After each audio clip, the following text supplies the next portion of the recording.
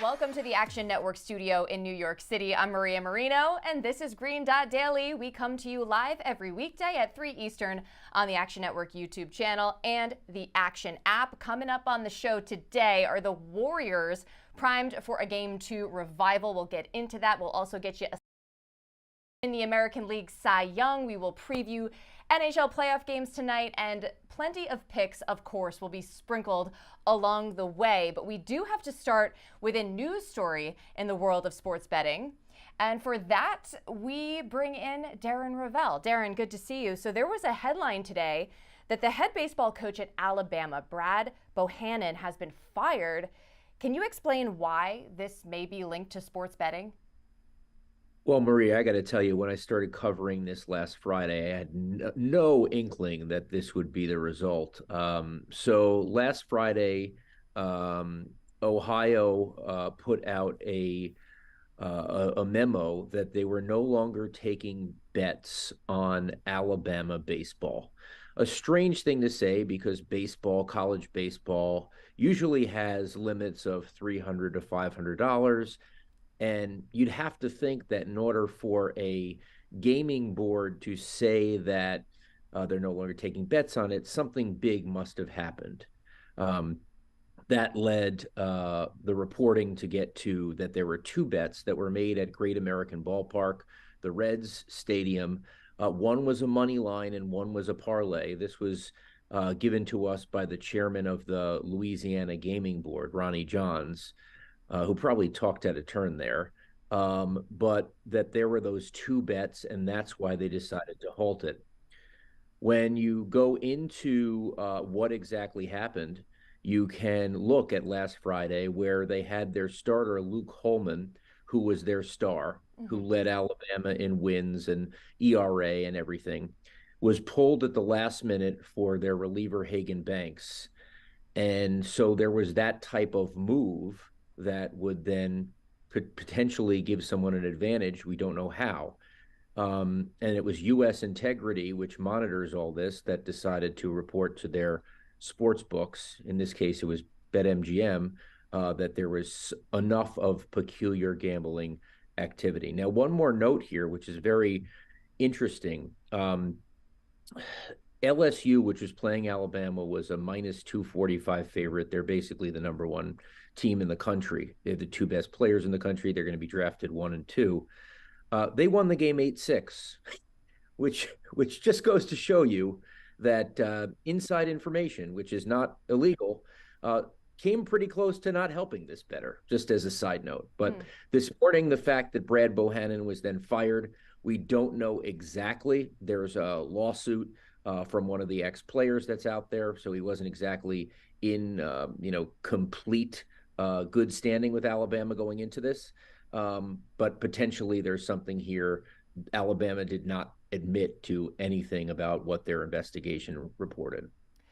It's just strange that this coach has now been fired. It makes it seem like there was involvement with the outcome of the game, and therefore a link to why these bets were placed on this particular game in the first place. What I will say... Let me get into that. So if you look at the game, because I looked at the game, I mean, LSU was up 8-1. Alabama came back to 8-6. I don't know if it's a coaching thing that happened in the game.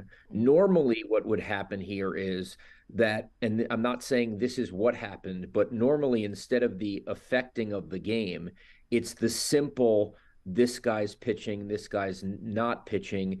And that information could have been conveyed by Bohannon, not directly to a gambler, but to someone potentially. And so I would say that's more likely, that it was the information in the beginning of the game rather than doing something in the game to cause a guaranteed result. I really appreciate that clarification. Thank you for that. The one last thing I'll say is that I think when these types of stories come out, anti-sports betting folks might point to it, but isn't this sort of the reason why legalized sports betting is a good thing? Yeah, this is how it works. I mean, when 7 years ago all the leagues went up against New Jersey, who was trying to get the Supreme Court to allow them to do sports betting, these leagues mistakenly said that we want to be able to monitor it and it will get out of control. This is how monitoring works. I mean, the fact that someone placed a bet in Ohio and it wasn't done, it was done by the end of the game. There was enough information that they decided to halt this. Now, there's two sides to this, right? So that's a good thing for sports gambling in that doesn't it helps the integrity of the game because you can see these pieces of action. The negative side is, are all sports books going to tell on each other, and is this going to get out of control where we unnecessarily halt things where there's supposed information and supposed non-information. I would say that I kind of dismissed this as a potential overreaction. And from the people that I spoke to in the industry, I think they felt the same way. And the firing of Brad Bohannon today suggests that it wasn't. Very interesting. And of course, we will have to just wait and see if any other information comes to light. But for now, Darren, thanks for breaking this down for us. Thank you, Maria. Now to the NBA. We've seen this trend play out 6 times already this postseason. Teams who have dropped game 1 in a series at home have come back to win game 2 pretty handily, the Knicks being the only instance of not covering the spread. The next team to be in this position will be the Warriors tonight in game 2 versus the Lakers. As we say hello to Action Network writer Brandon Anderson. Brandon, I listened to the Buckets podcast earlier this morning, I have to say. I heard you like the Warriors minus the points. Is that trend that we've been talking about a big reason why? Yeah, that's really the main reason why. It's not even necessarily a matchup thing. I gotta be honest, I'm a little worried about some of the matchup stuff for the Warriors going forward in the series.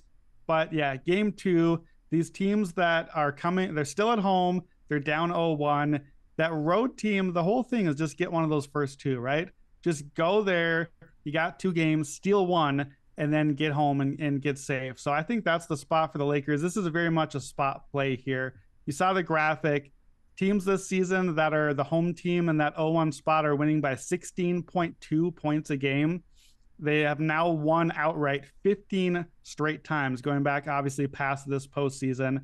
And look, I think it fits the spot really well. We saw Anthony Davis play 44 minutes in game 1. He was dragging at the end of the game. He could barely move, get up and down the court. LeBron played 40. The Lakers basically played a 6-man rotation. They were the team that looked tired, not the team coming off of game 7, but I think that was by design. I think that was the Lakers saying, you know what? It's right here. Let's go get it. Let's steal the game. We saw this team, the Lakers, steal game 1 on the road in Memphis 1 round ago. They got down 30-19 after the first quarter in game 2. They never really made a big push after that. And LeBron has kind of picked his spots this postseason. He's saving his gas for when he actually can go for the kill. And I think they'll get some shots up early and probably, take the foot off the gas pedal a little bit if it's not hanging around. So I like the Warriors. I think that they get game 2 and even this up 1-1.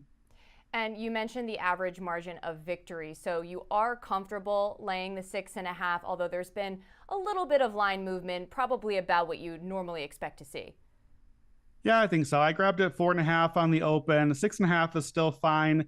You know me, Maria, I would normally be looking for an alternate line here, try to get more aggressive. But I think at the 6.5, that's about as far as I'd play. And it's probably not a lot of value on the alts anymore. But yeah, we're seeing the money come in on Golden State. I think a lot of bettors are seeing the same thing we're talking about. This is a good spot for Golden State in game 2. So just keep it easy, get the Warriors win, and I think the Lakers keep it easy and head back to LA 1-1. By the way, I understand your concern about the matchup problems long term, and books seem to feel the same way, as the Lakers are now favored to win this series, whereas the Warriors were favored going in. But let's switch gears a little bit here. We know that one of your specialties is also NFL. The draft is now in the rear view, so you have a much better picture, obviously, of what teams are going to look like. Which team do you think was the biggest winner coming out of the draft, and particularly from a betting perspective? Yeah, I think for bettors, the biggest winner is a team no one's really talking that much about. I like the Jacksonville Jaguars. So I came on last week. We talked quarterbacks. We talked about CJ Stroud. Where'd he go? He's at the Texans. That's in the division. Talked about Anthony Richardson. He's in the division now too. He's at the Colts. Talked about Will Levis, not a guy that I love, but he was supposed to be a high pick. He slipped and ended up to the Titans. 3 of those top 4 rookie quarterbacks are right there in Jacksonville's division. So Jacksonville's own draft, not that big of a story. They got Anton Harrison in the first round, left tackle. He'll play for Cam Robinson. They grabbed a tight end in round 2. This is not really a pro Jaguars angle as much as a pro everyone else in the division is looking to the future. The Jaguars, I think, are in the present right now, and they're ready to get some wins. They get 6 games against maybe 6 rookie quarterbacks right there in the division. Stroud, Richardson, Levis. We don't know how quickly all those guys will play, but Trevor Lawrence, not a rookie anymore. Trevor Lawrence is the goods. They were top 12 offense and special teams last year. Doug Peterson has them playing super well. I think it's very possible Jacksonville goes 6-0 in the division, and they play 4 games against the NFC South. We don't have exact NFL schedule yet. That's a week from today, but we do know that who they're playing. Here's the NFC South. Bryce Young, that other quarterback. They get a game against him as a rookie. Kyle Trask, not a rookie, but has never started a game before. He's probably the Tampa Bay starter. Desmond Ridder, not a rookie, but he's only played 4 games. That's Atlanta. So that's now 9 games. That's over half the schedule against quarterbacks with 4 combined NFL starts ever. So I think that makes for a very high floor for just, a competent Jaguars team. Even if you don't think that they're amazing, that puts them in the mix to go 8-1, 9-0 in those games. Now, there are some tough ones. They play the Chiefs, the Bills, the Niners. They play the AFC North. But I think that sets a high floor. So I love Jacksonville over 9.5 wins. I think that's a number that's a little too low right now because the floor is so high. They get all those division games. They get all those games against the young quarterbacks.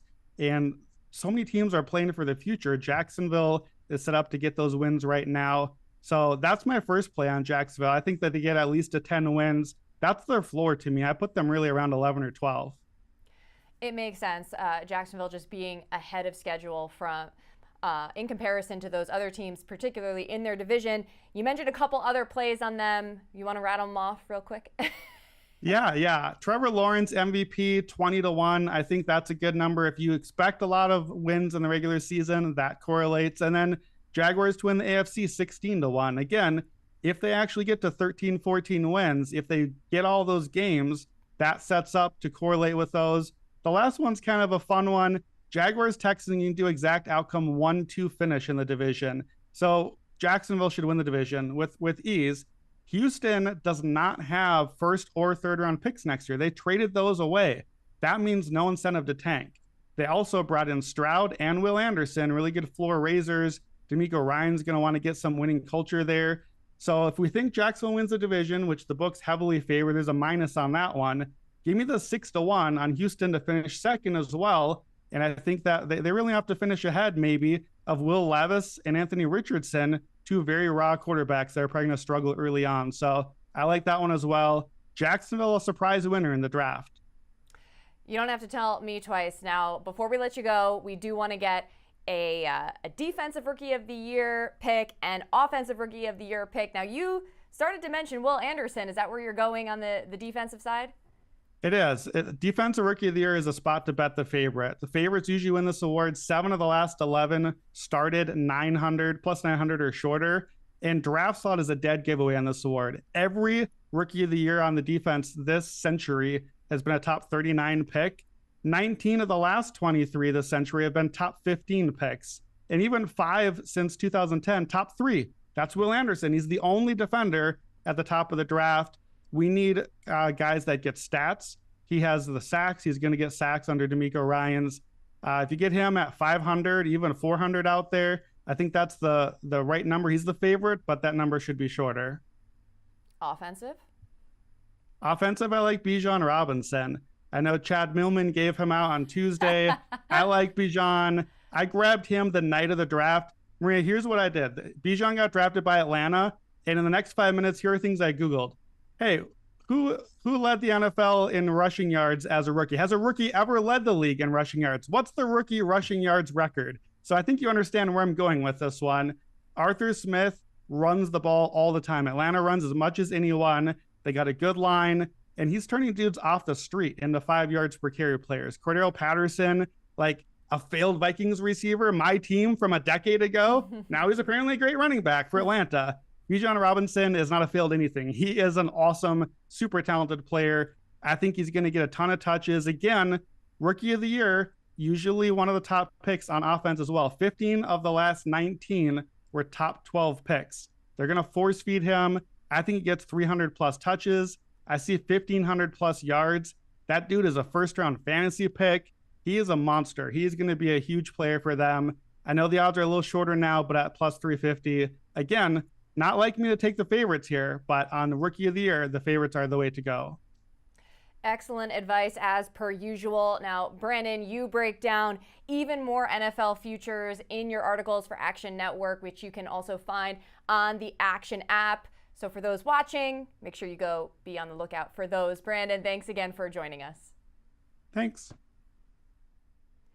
Green Dot Daily is presented by BetMGM. Use bonus code ACTION when signing up to get up to $1,000 paid back in bonus bets if you don't win your first bet. Terms and conditions apply. Gambling problem? Call 1-800-GAMBLER.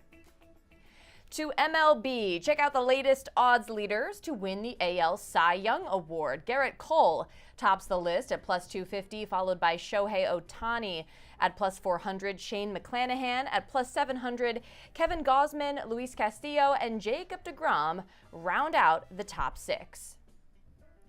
Our MLB expert Anthony Dabbundo joins us now. Who has emerged for you as a potential candidate for this award?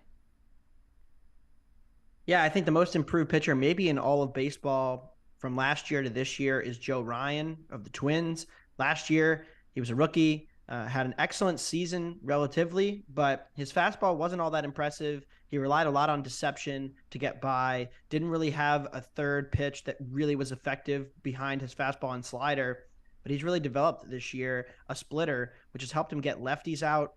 And now he's one of just 15 starting pitchers that has 3 separate pitches that are 110 stuff plus or better with 100 considering being about league average. So he has 3 very good pitches, the fastball that he relies on heavily now, which has improved, ticked up in velocity, the slider for the righties, the splitter for the lefties. He's done a very nice job, lowered his xERA considerably, and he has a career best strikeout minus walk rate over 30%, which is what you want for an elite pitcher, and strikeout minus walk 25.9% this season. So very impressive stuff from Joe Ryan. The Twins pitching development continues to impress me this year and what they've done with their guys. And if you look at the top of the race and you kind of handicap some of the favorites, Ohtani's the second favorite.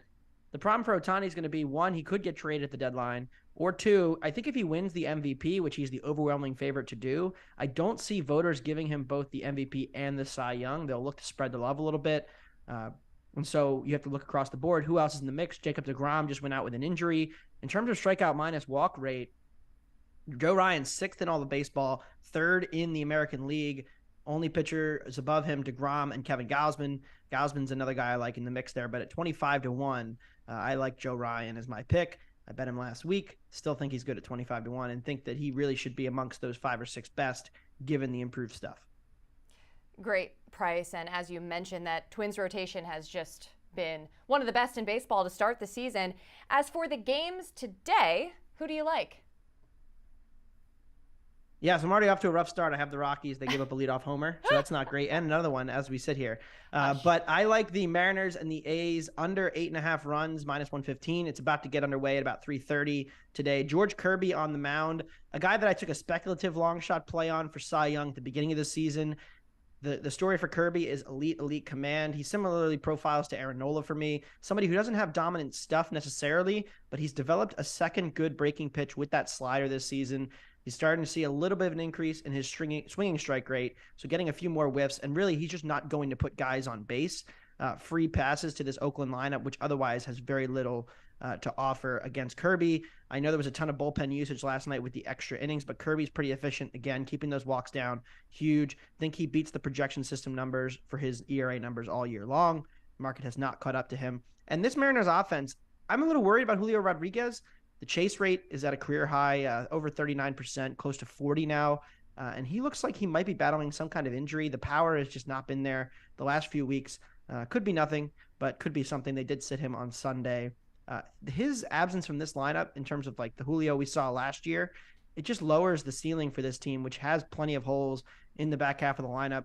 Rosinski, KBO legend, pitching for Oakland, last seen in Korea, doesn't have great stuff, but does generally keep the walks down as well. So that's a major key to keeping this game under 8.5 runs in that one.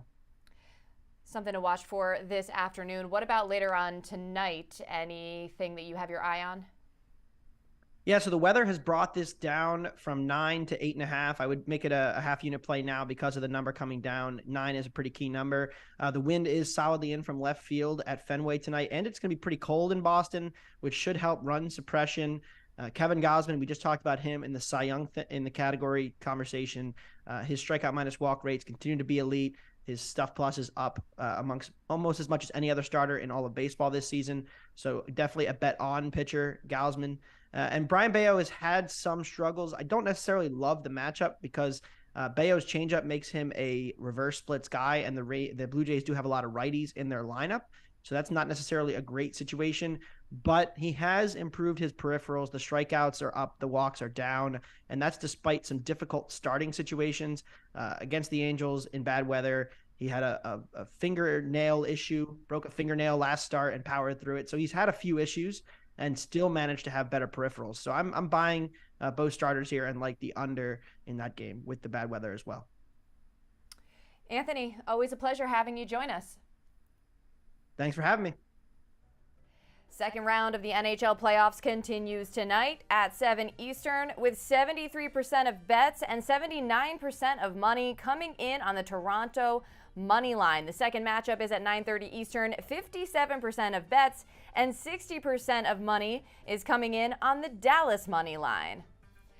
With that, we say hello to our NHL analyst, Michael Leboff. How are you approaching each of these games? And we'll start with the Panthers and Maple Leafs.